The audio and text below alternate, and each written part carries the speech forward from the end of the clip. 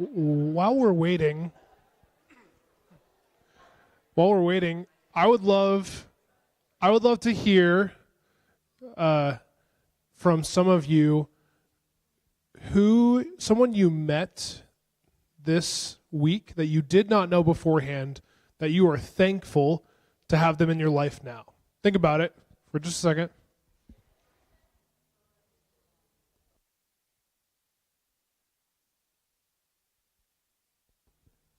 All right. Abby. Allie Willits. Where's Allie? Is that encouraging to hear? Good. Luke. Why? Carter Voigt. Sweet. Yes, Weston. Max. Do you know his last name? Does anyone know Max's last name? Alarcon? All right, good. Am I saying that right, Max? Cool.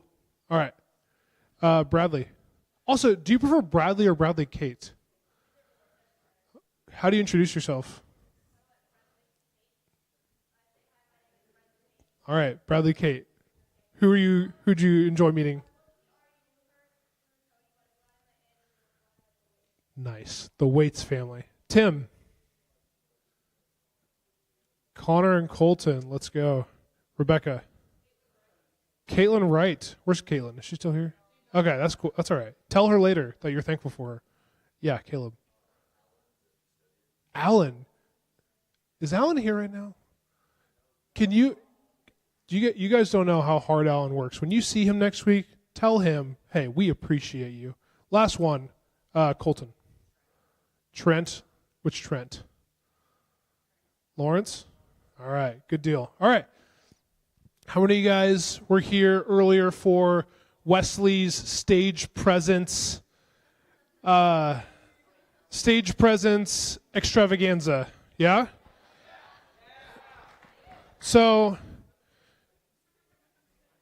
Wesley did such a good job that I decided to challenge myself and go with no slides. So we're going to see how engaging I can be without any slides. All right? You guys ready? We are talking about professionalism. Everyone say professionalism. Professionalism isn't about being stiff or formal. That might be what you think when you first hear the word professional. Maybe a tie or maybe a laptop. I don't know what you think of, but it's not necessarily about that. It's about being someone that people can count on, someone campers respect, someone that parents trust, and teammates want to work alongside of you. Okay, that's a good, you can get a good sense of if you're being professional, if those things are happening. At New Life Camp, how you carry yourself is part of the job. This summer, you're going to interact with hundreds of people. You've already interacted with over 100 people this summer. You're going to be able to do more.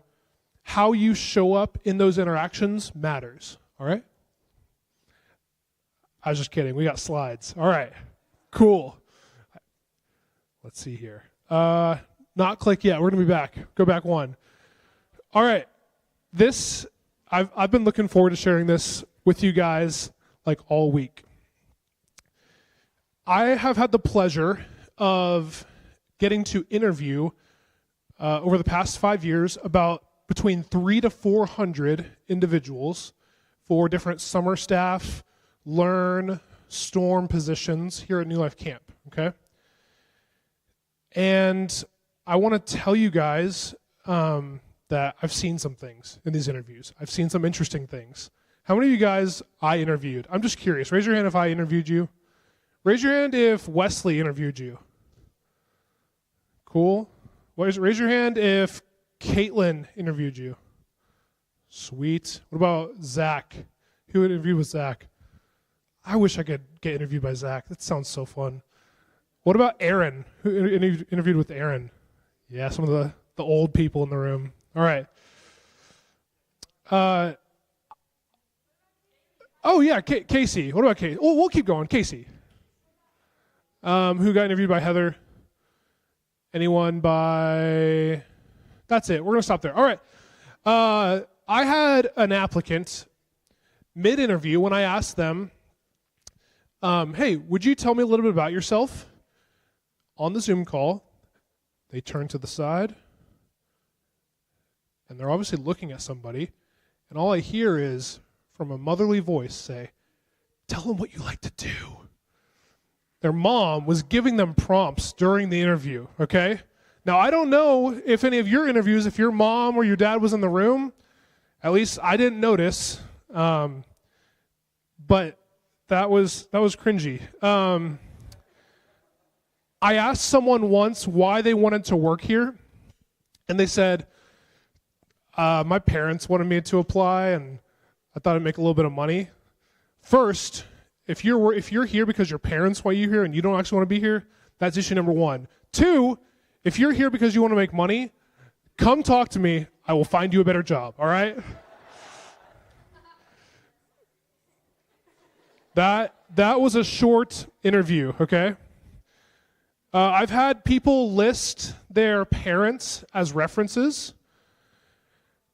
People in this room have put their parents as references. You know who you are. That is not a deal breaker, but it is not professional. Because when I see that Holly Kellum, my mom, if I were to apply, says that I'm excellent in all 14 categories, that's not super helpful, right? Don't put your family members as references. And then last cringy example, I've had more than one time where a potential summer staff is laying in their bed, head on pillow, on a Zoom call while we're talking. They're just like lounging. And I'm just like, this is going to be a quick call, I tell you. We're gonna wrap this thing up.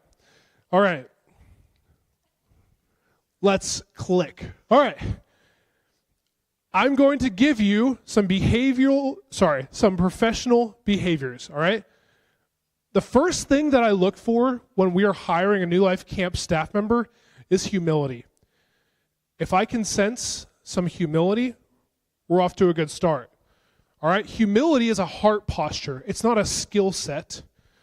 Humility means putting others' needs above your own and also being curious why things are done before suggesting any changes, okay? Humility isn't something that you turn on when it's convenient, okay? It's not like raising your voice. It's your posture and how you walk into every room with. It means that you're more interested in serving than the reward of being seen. A humble person doesn't need credit for the things they do well. They just keep doing them.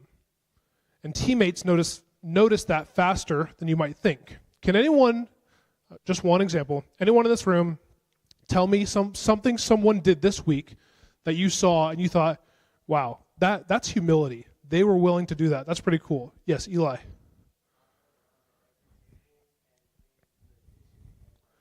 Where's Connor Haven? Connor, multiple times this week, has come up to multiple tables that I've seen and said, hey, are you done with your tray? Are you done with your plate? That is humility. He's putting others people's needs and wants before himself. That's good.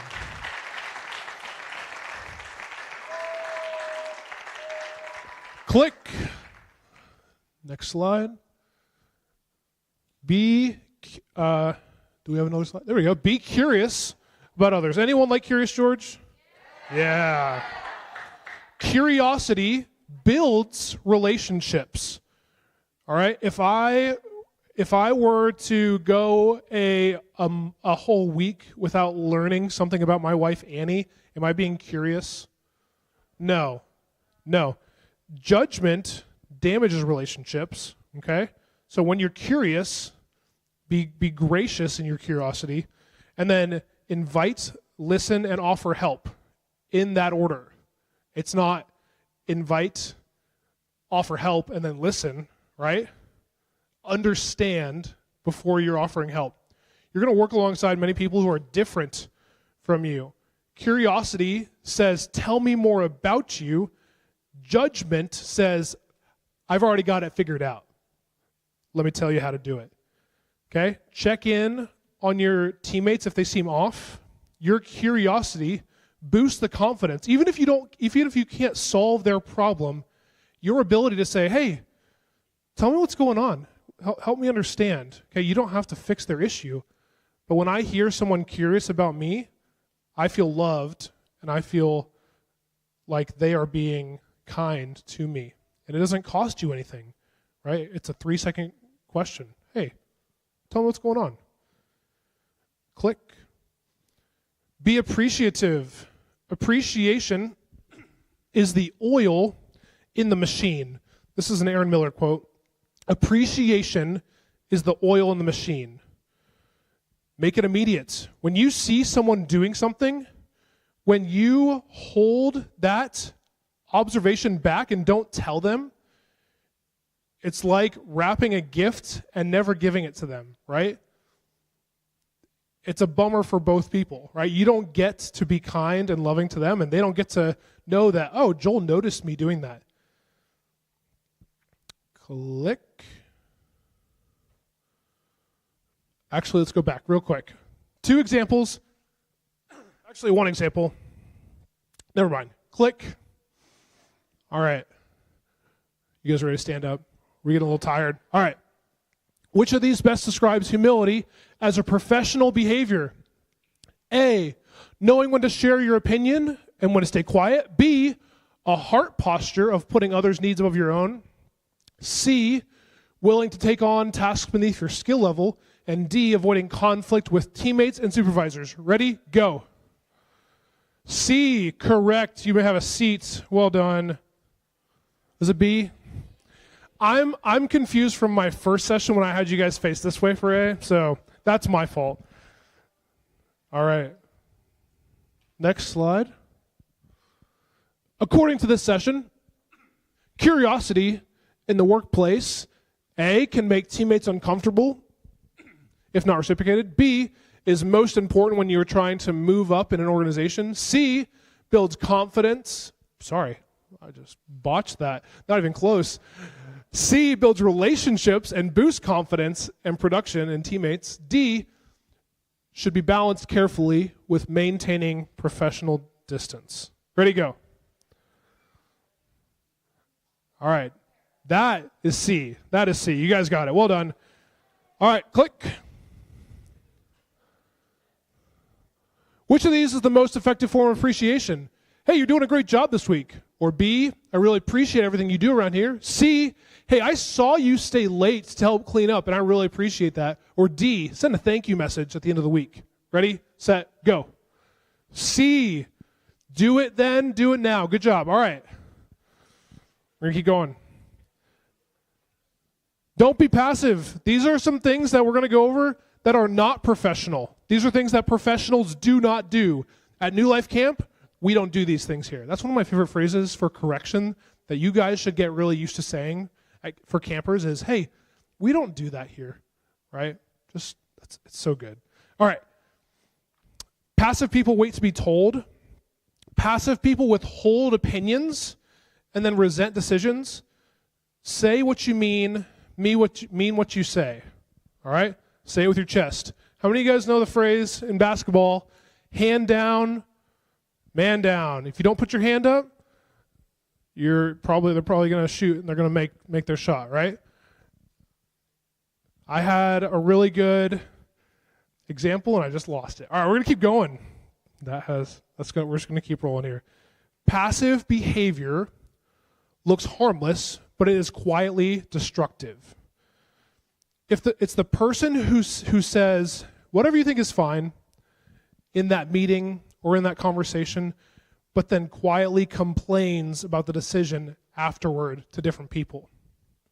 It's the person who has a problem with a teammate, but never addresses it with that person. If you disagree, say so respectfully. Teams can't fix problems they don't know exist. How many of you would agree if someone has an issue with you in this room, you would like them to come talk to you first? Hand up if you agree. How many of you want them to go talk to your co-counselor about it first versus to you? No, thank you. That's right. Who's Sophia? No, thank you. That's right. Respectfully. Yes, that's good. All right.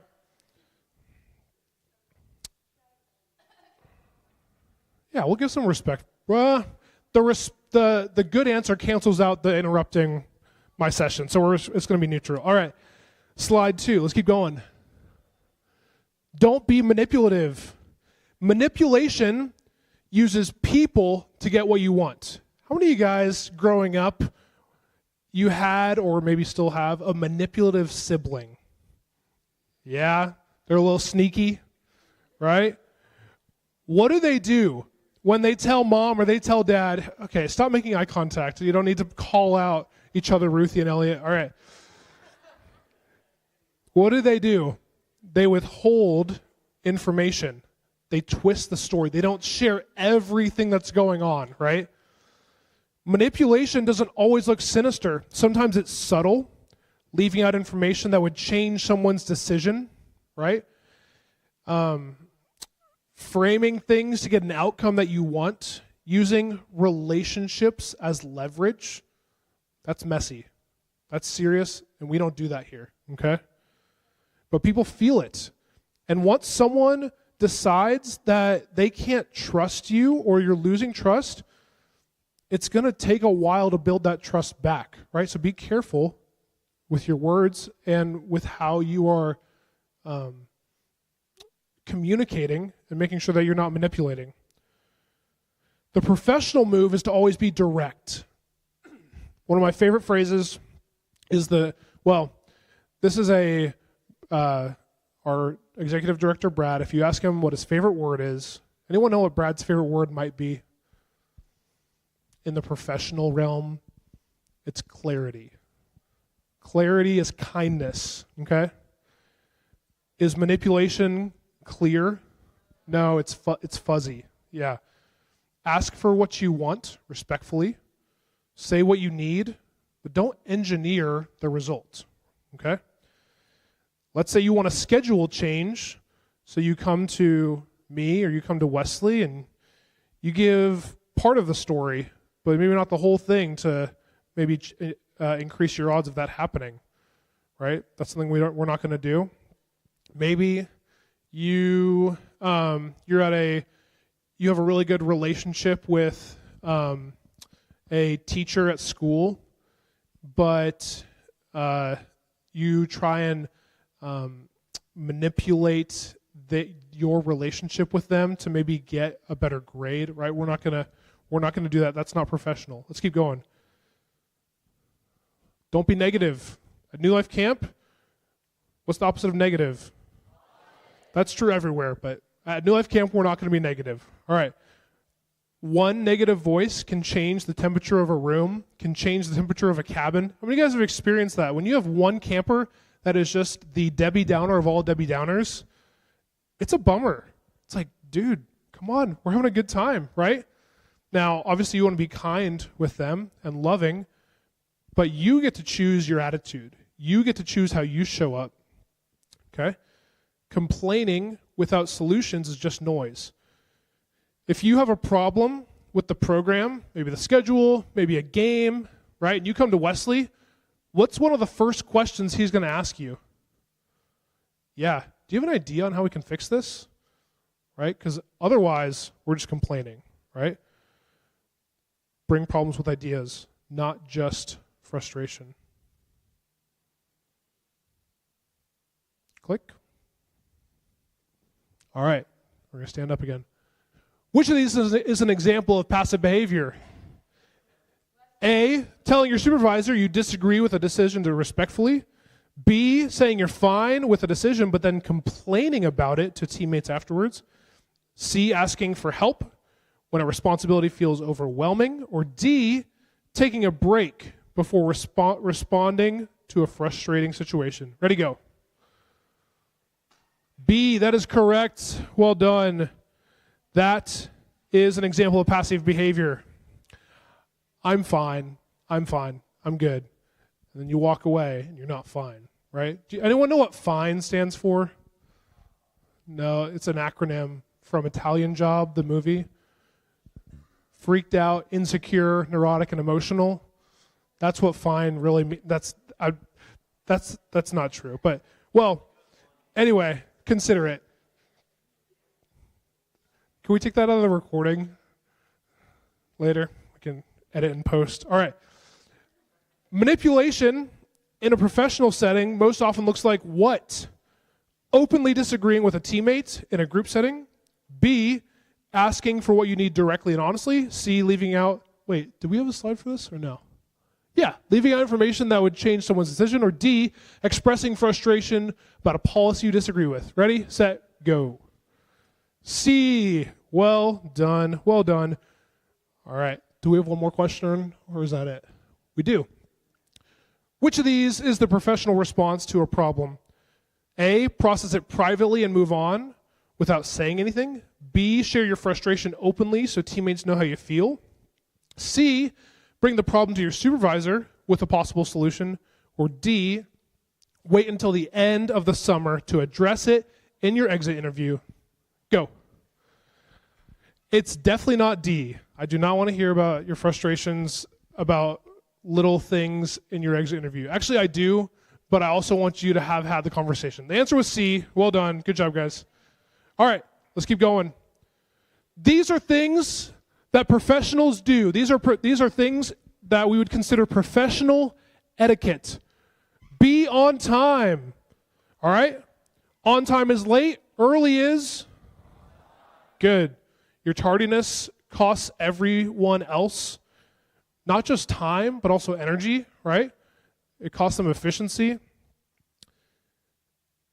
It also communicates that you are valuing your time over theirs, right? Create margin for yourself, okay? Thank you. All right. Being on time is one of the simplest ways that you can show that you are a professional. It's one of the most visible ways when you get it wrong. When you're late to a responsibility, someone else has to cover, right? Or it's the detriment to the program. No one's there. When you're late to a responsibility or a meeting, you're telling everyone in the room, hey, my time matters more than your time. Practical tip, build margin into your day. So when your break ends at 2 o'clock and you need to be leading archery, where's Allie? What time should you be heading towards archery, you think? 2 o'clock. No, 2:10. Starts at 2:10. Break ends at 2. Say it again. Yeah, a couple minutes before. Create some margin. Should you be leaving your cabin at 1:58 for a 2 o'clock program slot?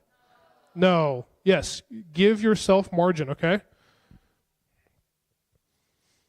Things could happen. A full-time staff stops you and asks if you have time for a conversation, and you can tell them, yeah, I got 15 minutes, I'm good.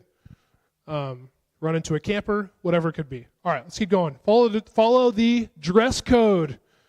Who knows what new staff, not returning, new staff knows why we wear our name tags on the right side of our chest? Can anyone tell me?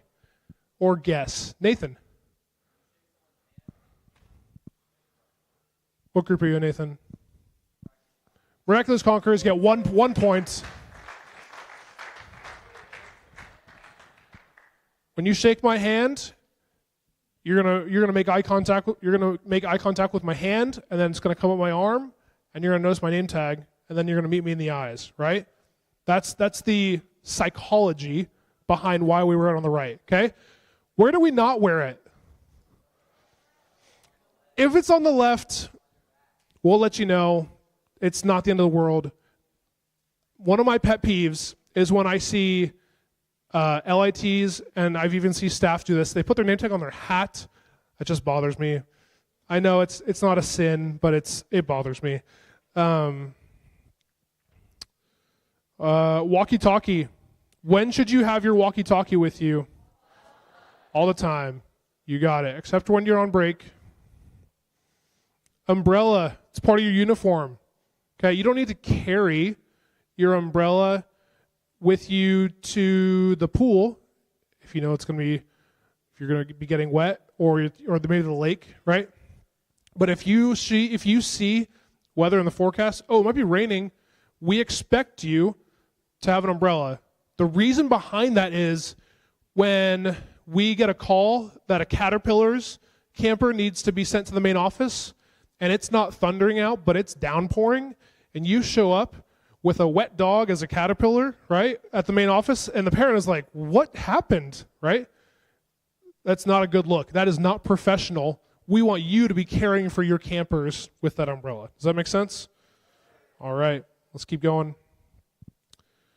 Handle confidential information with care.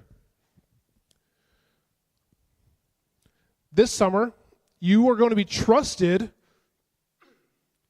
with information that is not yours to share.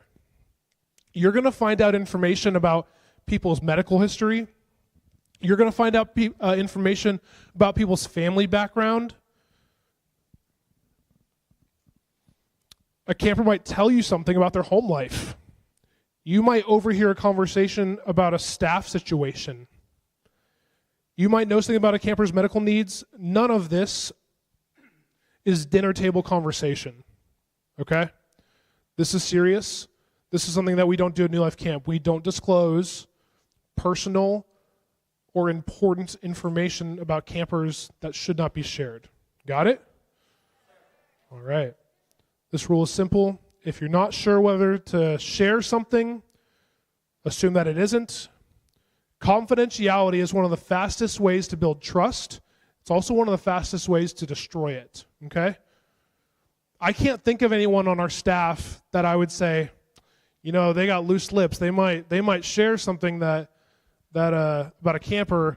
Right? I don't have anyone like that in my mind. And I hope I never have to wonder that, right? If a camper shares something with you that seems more than just a personal issue at home, if a camper shares something that it seems like they could be in danger, that is when you elevate that. That is when you say, hey, primary staff coach, I learned this information. What should I do? Okay, we're going to guide you through that. All right, a couple questions.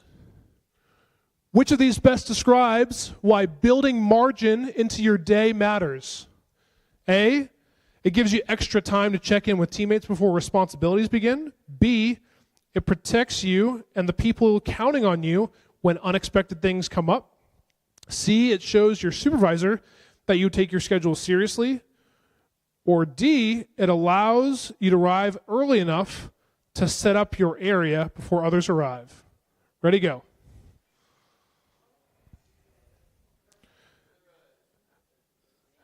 The answer, the best answer, which is what the question asks, is B. It protects you and the people counting on you when unexpected things come up, right? Your responsibility is to get your job done. Give yourself margin to be able to do that, right? If you're able to check in with teammates on the way, that's gravy. That's good. All right, question 2. Or is that the only question? Cool. All right. If you hear information about a camper's personal information and you're not sure if it's okay to share, you should A, share with your closest teammate. B, bring it up casually in a conversation to get others' perspectives. C, assume it isn't okay to share and keep it private. Or D, ask your supervisor at the end of the day if it was okay to share. Ready, set, go. The answer was C. Good save, Jackson. I know you know that. All right. We're doing the hot seat. You guys ready? Does anyone want to do it? All right. I'm going to pick someone else besides you guys. All right. Let's see. Pick a number 1 through 8. Someone give me a number 1 through 8.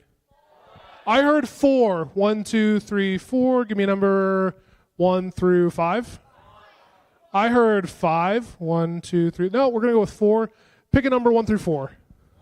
I heard 1. Rebecca McKinney, come on up. You are our winner for the hot seat. All right, yeah, Rebecca, right there. Here is your scenario. A teammate, one of your coworkers, has been leaving shared responsibilities cleaning the activity center early every day this week. You've been covering for them every time, like the great staff member that Rebecca is. You're frustrated, but you haven't said anything. Your supervisor asks how, your primary staff coach asks how things are going. What do you do, Rebecca?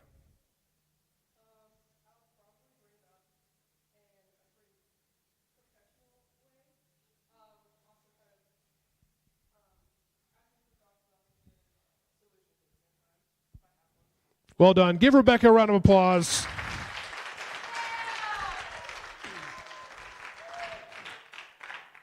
All right. Let's go. I'm just going to pick somebody. Max, come on up. Max Alarcon, give him a round of applause.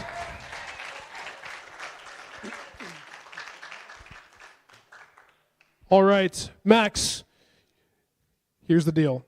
You just heard two staff members talking negatively and complaining about their placement and how they had to change their position, okay? They turn to you and ask what you think. What do you do?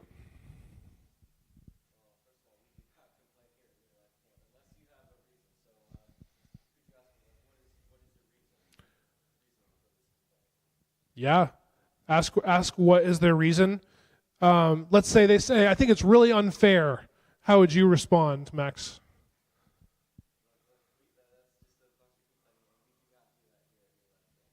Sure. Yeah, you could say that's a bunch of complaining. You could say, I'm sorry that frustrates you.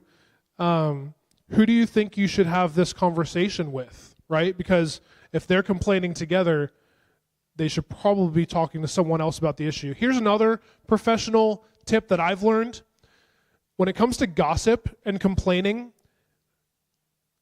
if the person you're talking to is not part of the problem or not part of the solution, you're probably talking to the wrong person. Let's give Max a round of applause. Well done, Max.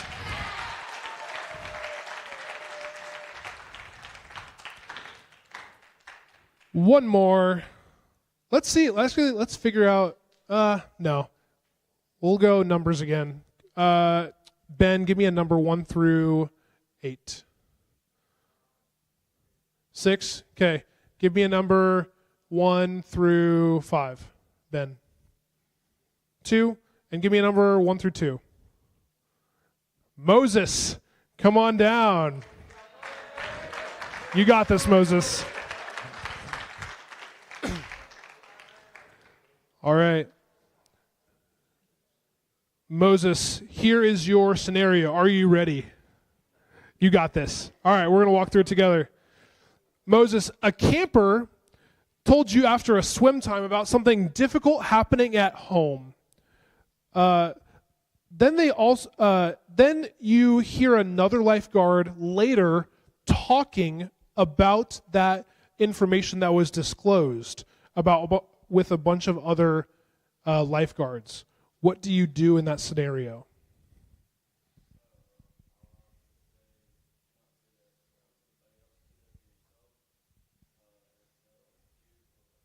Yeah. Give Moses a round of applause. Well done, Moses.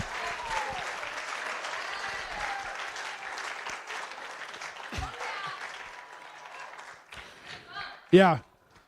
Hey, that information that camper shared, hey, we keep that private, okay? We're not going to be sharing that with other people. Good. Professionalism is something that we are all growing in. Professionalism is something that is honoring to God. So, as you go throughout the summer, look for opportunities to build that muscle. How can I be more professional? And really, what we're asking you to do is to love other people well. Be considerate of your brothers and sisters in Christ. Thankful for you guys. Any questions on professionalism? All right. You guys have, is it 13 minutes till the next session? All right. 13-minute break. Be back in here. Oh, I forgot about this. Thank you, Eliana. Everyone take out your phones. Pull up your camera. This is a step-by-step instruction on professionalism. This, if you do this, this will show me that you are the most professional staff member at New Life Camp. Not actually, but during the summer, for those of you that don't know, we're not asking you to sign up to serve in the dining hall, okay? You have jobs to do. All right, you guys, we're gonna pay you to do your work. All right. What I'm gonna ask you to do is to take this link, send it to mom and dad, and ask, hey, mom and dad, they need some help serving in the dining hall. Would you consider coming to help serve a meal? They can do one single meal. They don't have to sign up for a week. They don't have to sign up for a whole slew of meals throughout the summer. They can do one meal. They can do many. But it is super encouraging to see staff members' families come in and join in the ministry and the mission of New Life Camp. Also, as you guys are kind of getting the sense, especially for you new staff, that meals are really fun and they're exciting at New Life Camp. They're not just eating. So they're going to get to see a little piece of your world when they come and join you. So text your parents. If you have friends that you think would want to help come serve, you can invite them. All they'll need to do is fill out a background check. And that's it. Thank you, guys.